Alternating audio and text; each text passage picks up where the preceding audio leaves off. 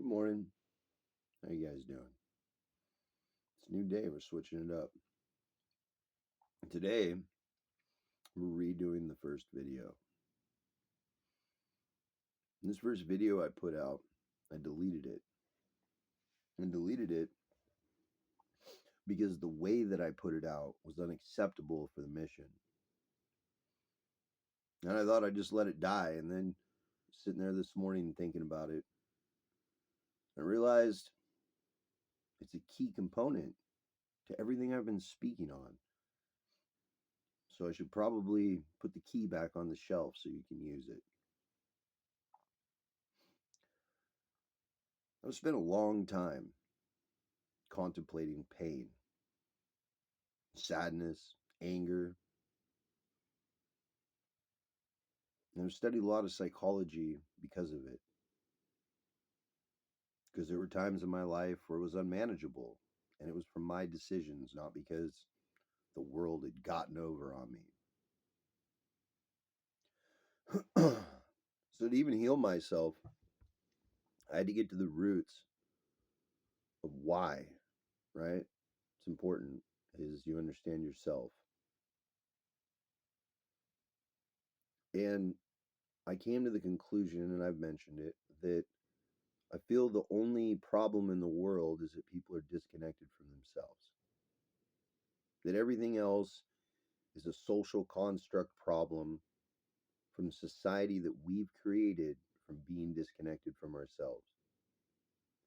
So you can look at war and famine and racism and all those things as our problems, but they're secondary problems. You can't hate if you love yourself. That's an undeniable truth. And the only way to tell if you love yourself is whether or not you judge others and how you judge others and why you judge others. Because seeing somebody and not agreeing with them, that's human nature. But it's been turned into more than that. You're disciplined if you think for yourself, if you think freely. And so the loop continues. How do we get disconnected from ourselves, though? That was the thought process, right? How? How does one reattach themselves to their inner child, as it were? Here's my working theory. Everything in the world is based on one of three fears. Every problem, every complication, every hiccup in the system, it's all based on three fears. And those three fears are the way that we disconnect from ourselves. That's it. That's my working theory. So I want to talk about those fears this morning. I want to talk about what they are, how I identified them, how I think you can combat them. Just, the basics. But first, I need to explain something to you from my point of view.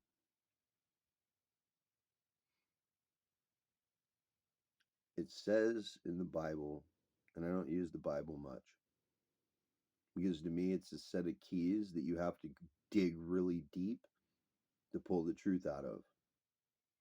And to pull the truth out of it is to accept that what you used to believe and the fears you used to hold aren't true. And it's really rough. But it says that to be human is to be divine, made in the image of God. And all of us have evil in our hearts. All of us make bad decisions. All of us decide to do things wrong. It's only when we educate ourselves on what is wrong and we understand that it's wrong that we change our actions.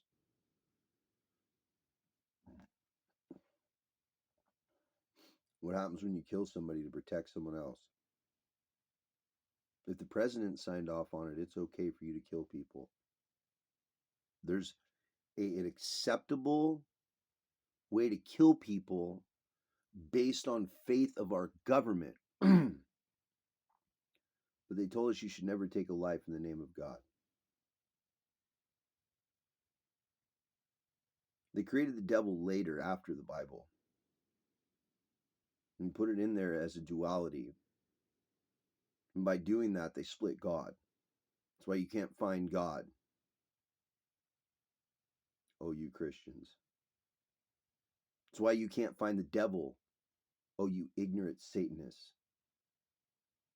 You're worshiping half of the whole.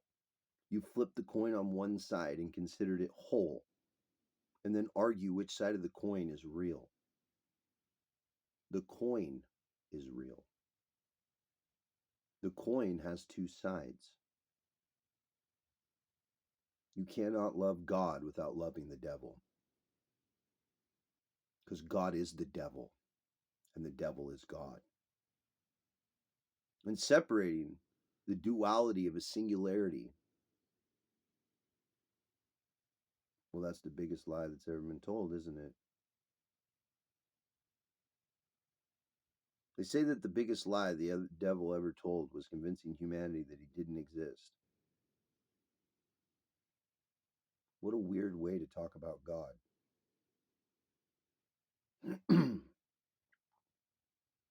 I don't see the duality of your religion. I don't believe in the social constructs of the fears that you've used to control humanity. I don't even kind of buy into it.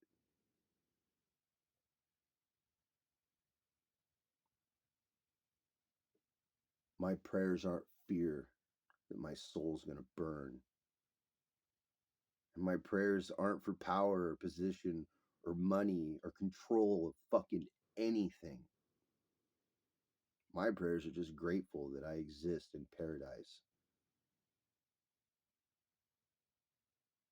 That duality and balance is God. You can argue with me all you want. The world looks like it does because you're wrong. How could God let all those bad things happen? God didn't do any of that. You did. You chose. And since you passed the buck for so long and you're so confident in the lie that you've told yourself, you think I must not be of creation, which is weird because we're all part of creation. We're all humans. But somehow, in your mind, you've divided God and hated half of him. I hated half of your own nature, hated half of your own decisions. You got to make bad decisions to teach yourself to make good decisions.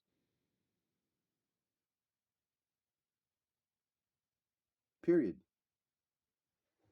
Weird way to look at it, right? Very blasphemous. Very blasphemous. Very confrontational. Very inflammatory, isn't it? To think about God like this. And yet, I continue to see real blessings come into my life. I didn't trade my soul, sign a contract, or get on my knees and ask for forgiveness.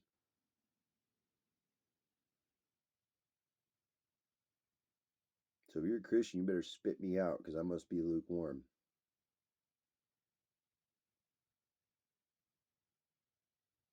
But that's how I feel about God.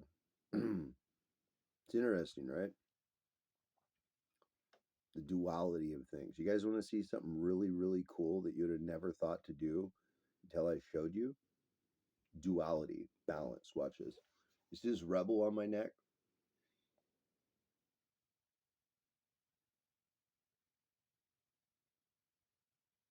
Weird, right? That's one version of me. See this guy?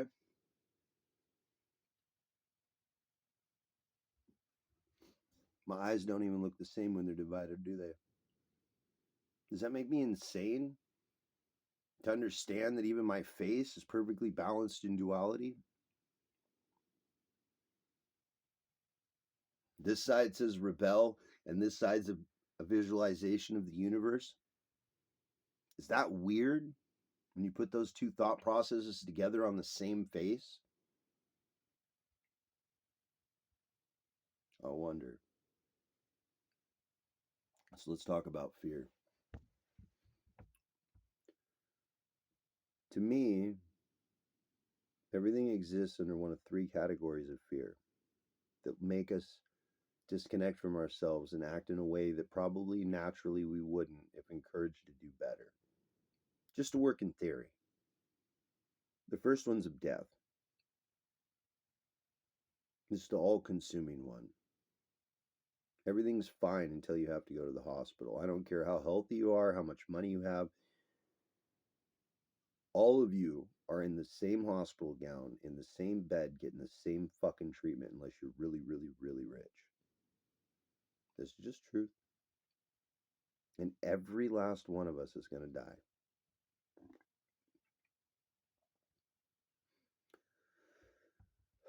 Old people. Old people are stuck in this. They spent their whole lives doing whatever and they've reached a certain age and they can see the end. And in that fear of losing their life, of not having those last few years after working their whole life, just to have these few years off,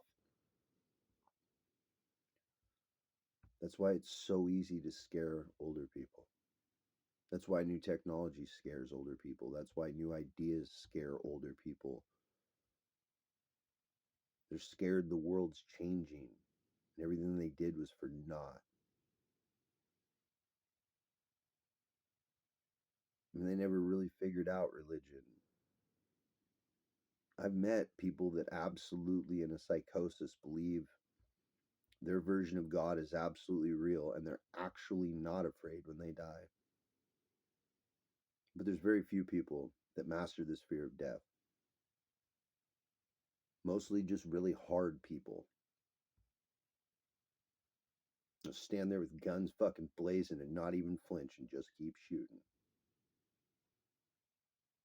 But to do that, to cover that fear,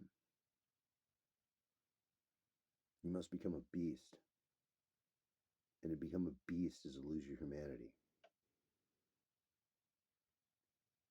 So most people, unless they're old, don't fear death because they've already become a beast. There is no humanity left to fear. It doesn't matter if I die. I'm already dead. I've lived like that. I've lived like that. I know exactly how that feels. I know exactly where you have to go to become that version of yourself to absolutely not give a fuck. I've been there. It's part of the reason I don't fear death. I already done faced that fucking asshole a bunch of times. So what's the second fear? Fear of loss, physical loss. My project's not going to get done. I'm not going to get this built. I'm not going to have kids. I'm not. I don't have enough. I need to make my car payment. I'm not going to be able to afford this. I can't do that. That fear that drives society to continue to act in irrational, self-harming ways. I don't know how else to express that. When right now we can automate 85%. It's not like I'm making up numbers. I read studies. 85% of everything we do right now, we can automate. We have the technology and the time. But the fear that you're going to lose, the tax man's going to get you, you know? You're not going to re up. I don't care what the walk of life is. Money and the fear of losing it is what drives society to act so insane. And then the biggest one, and you would think the fear of death would be the biggest one because we all have to go through it. You can't not fear death. You got to face it. But the biggest one that I've found in the world is the fear of status. To me, this is the most like insane version of like reality I've ever heard of. But everybody seems to be defined by the opinion of another person. And fearing that that person would think differently of us if we were to tell the truth and be honest That's why we have so many social bombs waiting to blow up. I would rather someone not think me like that and do a bunch of bad shit than have that person think that of me. And this is they talk about the Holy Trinity in church. Fuck you. The Holy Trinity is these three fears. And they're not holy, they're the three control points in the world. And they're not scary, they're manufactured on a grand level at all times. Let me ask you a serious question. What would you do with your life if everything that you wanted would just be delivered to your door? You could go anywhere you wanted and see and do anything you wanted as long as you didn't hurt people. Would you go to work? Fuck no. You wouldn't. Here's everything you ever wanted to work for. You can just have it all right now and you don't have to work anymore. You hear what I just said? You have a 15% chance that your job is so important that we can't automate it. 15 fucking percent. So if that's true, why would the world be structured how it is? You ever ask yourself that? You ever take the time to sit down and go, well, wait a minute. What the fuck? And it's a joke too, because your pay scale is actually what they think of you. You as a human being with unlimited capabilities is worth $20 an hour for something that we could automate, but we need you to be here. And you're a piece of shit if you don't. If you don't work your whole life and support other people, if you're a man and you don't do this, you're a fucking worthless man. How dare you dream or think or anything else? You better fucking conform. You better.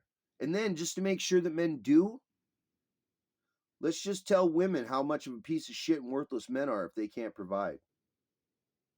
Let's talk about how terrible humanity is as a whole and how it's all the fault of the workhorse. Let's do that, right?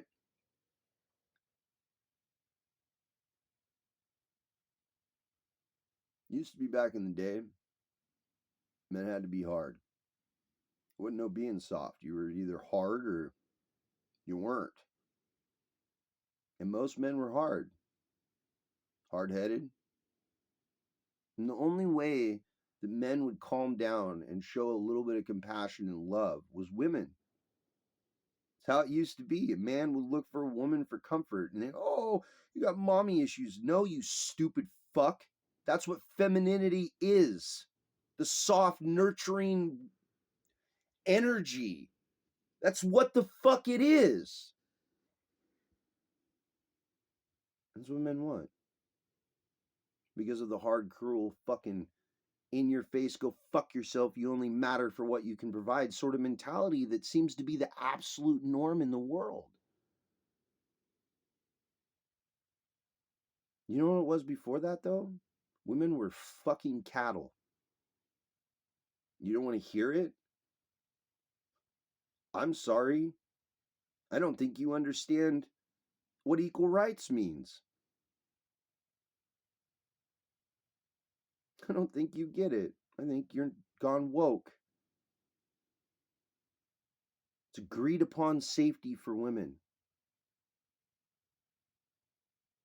And there's very few of you that are actually safe, and you fucking know it. Not only do you know it, but you got to teach your daughters that. And if you're in another country, if you're in a third world country, the only safety you have is agreed upon by men. Not society, not rules, not laws. Men. It takes one civil war for women to be back there. One. It takes one world war for women to become second-rate citizens and not have equal rights. It's not a if, and, or but. The bullets are going to start flying. Do you think men are going to give a fuck about protecting you when they're trying to kill each other? Hard, smart women knew this. It takes both. It takes men and women. Equal partnership. Nurturing, building. That's the only thing. It's only possible between a man and a woman. You can say man and man, woman, woman, all that. You ever seen the fucking divorce rates? 80% of lesbians get divorced. 20% of gay men get divorced. If you need a bigger statistic than that for how far off track you are, and I'm a guy, so I shouldn't even be able to speak on this. I shouldn't get to talk about how women should be at all. Except from a man's point of view, no wonder so many of us are staying single. What would be the point of being with somebody that can't even be honest and speak up for themselves and be real? No man wants something fake. And I get it, the toxicity for everybody and everybody thinking the other party is the problem. And like, no, men need to learn about their emotions and their softness and their compassion from a real example. We learn by example. We need a diagram. So if you, as a female, aren't a blueprint so we understand it, keep being frustrated and going after the 4% of the world that treats you like a fucking cum duster. Because that's what you're being. I've seen all the statistics. There's like 12% of men are considered attractive or have enough money. So that 12% of men is passing STDs out left and right to all these women who think they got it figured out. A man that'll give you his coat because you're cold is worth more than a man that owns a mansion. I fucking promise, any day of the week. I don't think that I'm bagging on women at all. You've been taught for like 6 generations now that men aren't shit. Living in a world that men built. Living in the comfort that men decided you should have. Because we heard you. You know what we can't hear anymore is you. You know why women aren't taken seriously anymore? You've made yourselves a joke. You divided yourselves and you have arguments. How the fuck is a man supposed to understand what women are even going through if you have such a degree of fuckery going on? Everything from clear over there to clear the fuck over there. And what, men are supposed to, what, be your therapists? We don't have therapists. We're supposed to be your protection and your guiding light. We don't have that. We're supposed to make sure you have all the equal rights. We're over here going, you really want to work that hard? Why the fuck have we been working that hard then to provide for you? You want to do it yourself? Go ahead. How's it feel? You enjoying it? And all these women that got money, they just want to, they're such a good woman. No, you're a guy. You're a man. You're not a woman. You're not a strong, independent woman. You're a smaller version of a man. And what you've done is removed yourself from womanhood. I don't care about your style, but you don't sound like a woman. Maybe a gay man wants you, but not a heterosexual one. I'm not trying to be an asshole, but like, there it is. And you can comment on me and how I look and everything else. But you couldn't get a guy with my heart if you fucking tried. You don't have enough money. You never will.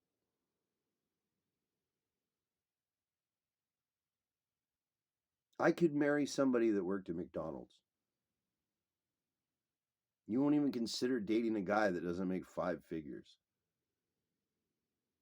Doesn't matter that you don't make 5 figures. Doesn't matter where you live or what you have to go through just to get your bills paid. How dare a fucking guy be doing the same as you or even better? It's got to be a certain level, right? God, it's a great plan to fuck humanity up. See, this fear of social status being lost. That's the fear that's driving the feminist movement right now. It's the one going against the grain and doing politics. This fear. Oh, this person's not getting treated right. Oh, that person's getting talked down to. Oh, what about all the normal people that happens to that aren't part of my minority group? That's the part you don't understand is sober, sane people look at the stupidity and go, there's nothing there to listen to. And I don't leave it with this, no matter how much you think I'm a hater or whatever else. If I'm wrong and you're right, how come there's truth to what I'm saying? And if you're right and I'm wrong, how comes there's lies in what you're saying? I didn't say I had a fucking blueprint for the future, and I didn't say what I thought it should be or how I thought it was. But the idea of feminine nurturing beauty, the way that I've seen it in women until very recently over the last few years, that's what I thought was attractive about women. I mean, yeah, the sex is cool, but like when the whole world gets me down, are you going to give me a hug or are you going to mock me because I'm weak? Asking for hard men, you don't want hard men. Hard men treat you like cattle. And I don't understand how you don't see that as a woman. I don't get it. Logically, it doesn't make sense to me. There's no emotional overload from anything in the world that would ever make me act like less than a fucking man. Because I'm a man. I don't give a fuck. You don't like, I'm toxic, I'm this and that. No. I'm one of those good human beings that absolutely would fight and protect and defend you and never take advantage of you. So, at what point do you actually want to be yourselves? What fear out of those three make you not like something about your life? And how do you fix it? How do you deal with it? What's the fucking message here? Face your fears. If I'm wrong, go face them. And if I'm right, go face them and fix it. And I'm sure I'll get a lot of flack about this video eventually. But just remember, I think you should have equal everything. Everything. And I think a man should have equal rights over a child. I think a man should have equal rights. And I don't think there should be child support. If a woman decides that she's going to have that child and just take a guy off of child support and won't even let him have his kids, that shouldn't be legal. You should be having a conversation about that. There's not a whole lot that men complain about. We fix shit. We get it done. But we'd really like our kids back. And so if you're not willing to make it even about kids and knowing that it takes a masculine and a feminine to raise a fucking child, if you're not in that mindset, your opinion doesn't matter. You're a hypocrite. The second you're not advocating for equal rights for men in their children's lives, your whole thing's bullshit. The whole thing, the whole movement, it's bullshit. So if I'm going to help, if I'm going to be on the side of women, but women won't be on my side,